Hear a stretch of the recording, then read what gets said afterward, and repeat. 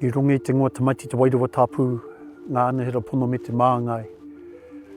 E te māngai ngā anahera pono i te tokotoro tapu.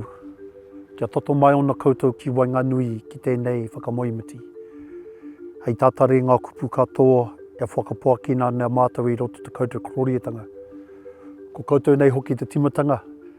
Me te whakaotinga mai o mātou e tūmanako atu nei i roto te koutou kororiatanga. Ko te māngai hei tautoko mai, ai nei, a ake nei, ai. I've served in the New Zealand Army. I've served with Fire Emergency New Zealand. Volunteered with St John's and the New Zealand Coast Guard. I've seen death. I've seen death up front in person. I've smelt it, I've seen it.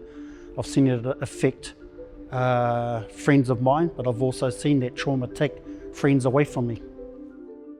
Yeah, the aftershocks would come every 2 minutes or every 4 minutes, and then one 5 minutes later, and then one a minute later. It would just be no method to the madness. When I get a fright, I immediately go back and I get shoved back there, and it's just that same fear, and it's terrifying, it's paralysing. I suffered from PTSD when I was 8. That was when the first earthquake hit.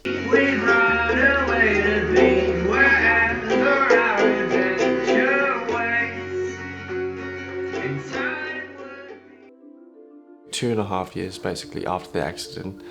I was fine for that period of time, and then I went back over to France to race, and then while I was out training, something just happened where I thought my neck was exploding, and then next minute I knew I started suffering from post-traumatic stress. I used to be a professional cyclist, and I was in a race, and during the race I ended up going through the back window of my own team car.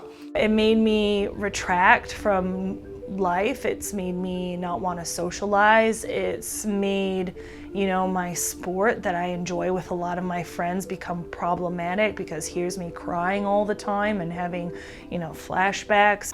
Surfing has been a really big part of my life, my friendships. I unfortunately had a string of drownings that happened. Just to respect that person's privacy, I won't go into it too much, but I was almost killed as well.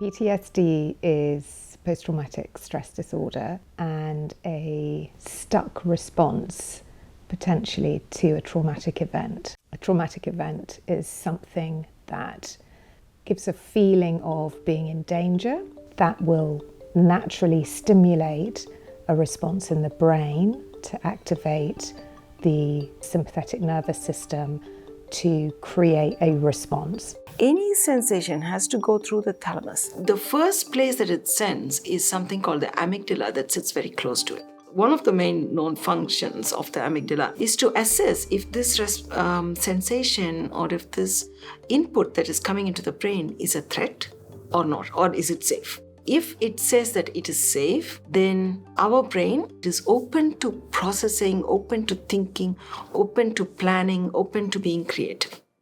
Now, say the amygdala says this is unsafe. Then what happens is it will quickly switch on our survival responses so that we can survive the threat. Often is used the lion in the bush scenario, rushes out, brain perceives danger, and stimulates a body response of the sympathetic nervous system, and the response could either be to fight the lion, to run, flight, to freeze.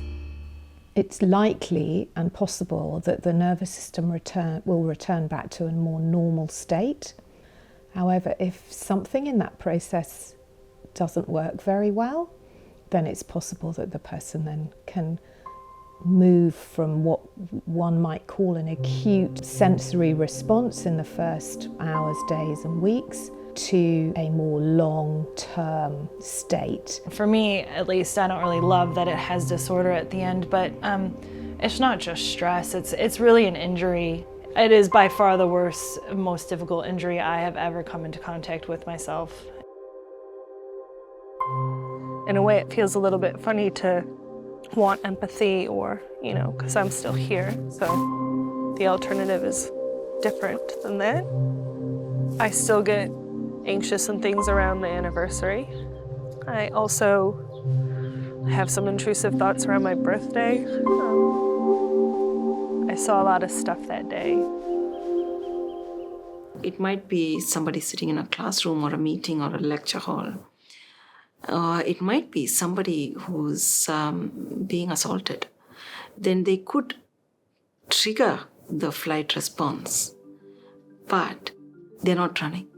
That might end up in what we call a panic attack, because your heart is racing, your breathing has changed, your whole autonomic system is switched on, but you're not going anywhere. Imagine that you're in a little submarine and you're at the bottom of the sea where it's just, that it's insane pressure all around you, but you're in your little safe bubble, but that that's quite fragile because it's just man-made glass. And then all of a sudden that might just pop and everything swamps into you, and you again, you can't breathe, you can't function, you can't see, you can't feel, everything is just caving in on you, and it can happen at any time. The freeze collapse is when your brain has assessed whatever situation you are in, and your amygdala has decided this is a danger that I cannot escape from, that I can't fight, I can't flee, so the next thing is to shut down. You feel so unstable, you just feel like you're not even really here. We can feel numb, we can feel empty, we can feel like I'm just watching myself. It's like being in a movie.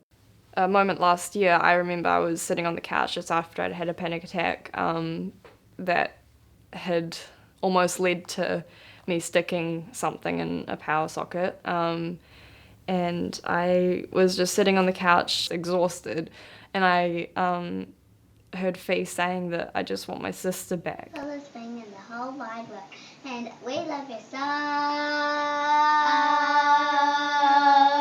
much. Each individual will experience and perceive that event uniquely to themselves. Misses you. I'm sorry that I scared you. Hey? I'm sorry that I scared you guys. It feels like you're exercising when you're not doing anything. Your fingers tingle, your mouth tingles, your heart's racing and you're just sitting down or walking. Your mind is telling you that everything that's going on right now is at a detriment to you.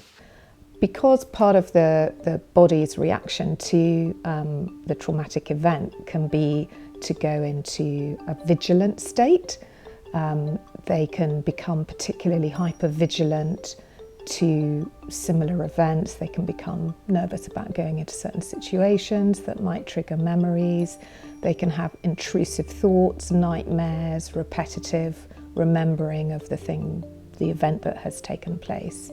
I couldn't even go for an easy ride, just getting on the bike, the wind in my throat or my neck, I couldn't stop worrying that I'm gonna die.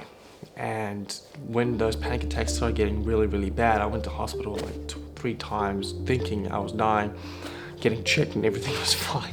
I think many people that don't have this condition, and even those of us that do, misunderstand what PTSD is.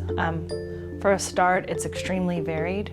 I would just throw up in front of all my friends at school. I wouldn't be able to control it and it would be absolutely humiliating. Initially, it was that I couldn't go to sleep at night, that I was having flashbacks all the time, that I, in the beginning, started to have some panic attacks. And I would be doing things that were completely unrelated to the event and be living that event and extremely terrified, frightened, and anxious. It pretty much destroyed me. I started drinking heavily. I actually drank quite badly.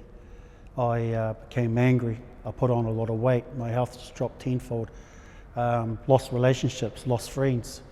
I started to seclude myself from other people. But it was really after that anniversary, the symptoms came to me in such a way that it was more extreme than it had ever been before. It picked up, you know, the weight gain became more aggressive. And when that started to happen, I realized that maybe there was something a bit more to it as far as the physical side of things. The OCD became a way of coping with the PTSD. OCD is feeling like you're going to spiral out of control unless you do this stupid, silly, ridiculous thing. And spiraling out of control could mean anything from having a panic attack to wanting to kill yourself. I would have all of these toys on my bed. I would have to take them all apart, put them back, take them all apart, put them back.